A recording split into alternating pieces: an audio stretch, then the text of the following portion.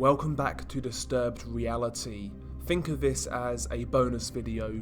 Usually I upload once a week on a Friday, and I still plan on uploading on the Friday coming. However, I wanted to get this video out there because this happened relatively recently. In fact, I believe a video was released a few weeks ago, first appearing on narco footage on Reddit. The video was only released a couple of weeks ago, and of course it includes the notorious CJNG cartel, the New Generation Jalisco Cartel, for those who don't know.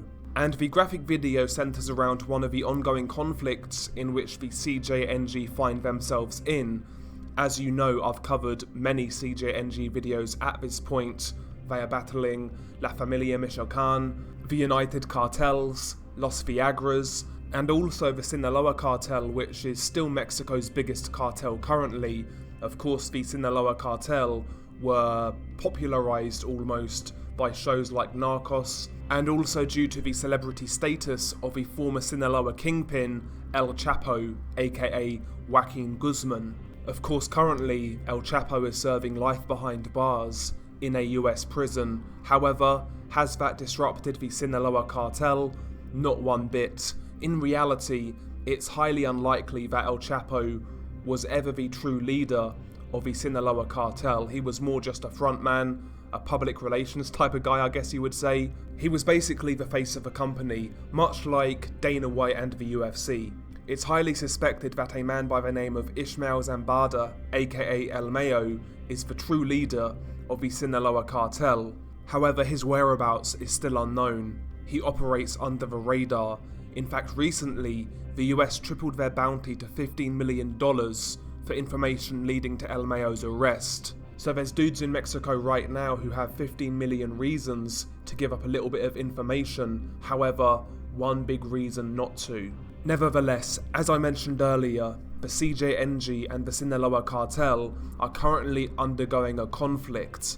The Sinaloa Cartel recently launched Operation MZ to combat the CJNG. In fact, recently Sinaloa have had a lot of success in this war, winning numerous gunfights, most notably in Zacatecas. However, despite that, the CJNG are still fighting hard and are showing no signs of surrender in their bid to dominate the drug world. They certainly may be losing the battle, but they certainly haven't lost the war yet. Knowing how the CJNG operate, we know they like to use social media, use the internet to essentially push their propaganda and also scare their rivals by uploading brutal videos.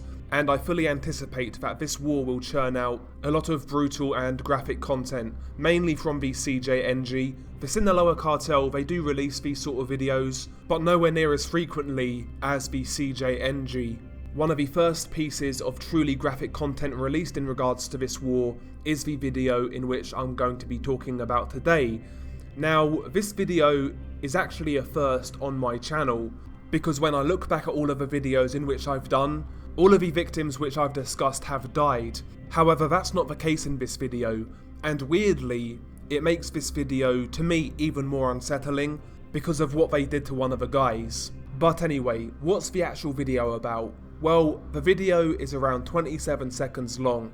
The video opens up with two men sitting on the ground. The guy closest to the camera has a white shirt, and the guy furthest from the camera has a blue shirt. The victims are two Sinaloa MZ members, and the captors are the Guerrero faction of the CJNG. The victims are sitting on the floor with their hands tied behind their backs. The guy closest to the camera, the guy in a white shirt, he basically has his fingers cut off one by one by what I guess you would call garden secateurs, or hedge clippers, whatever you want to call them, and he is taking this very well. No real sounds, no real reaction, he's just sitting there taking it, and as they remove the fingers, you can see a small pool of blood where his hands are, behind his back, but the guy in the blue shirt is getting it far worse. At the start of the video, the CJNG guy is holding the victim by the hair, and when you look at his face, you can see that they've basically done something to his eyes. Where his eyes are, it's completely covered in blood, and it actually looks like he's crying blood instead of tears, it's blood. And at the start of the video, you can see the CJNG guy drop a knife, so I wonder whether they stabbed this guy in the eyes first, and then as the video plays forwards, You see the guy get a spoon out and then try and basically dig into the eye socket to try and remove the victim's eye, and he starts with the victim's right eye, and as he's digging the spoon in and kind of pulling it out, you can see the guy's eye slowly start to protrude, and it looks like the guy's eye is going to pop out.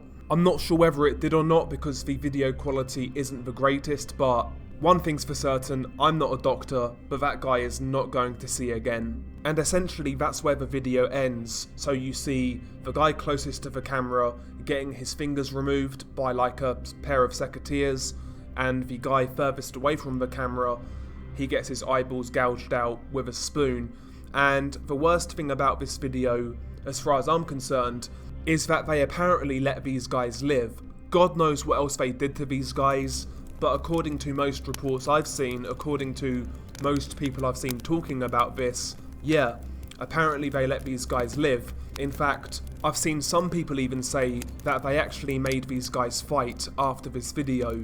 So, yeah, truly horrendous torture, you know, particularly in regards to the guy getting his eyes gouged out. I mean, can you imagine the last thing you see is that, you know, being captured, being tortured, and you're still allowed to live. Imagine the PTSD, imagine not being able to see for the rest of your life, and imagine that being the last thing you did see.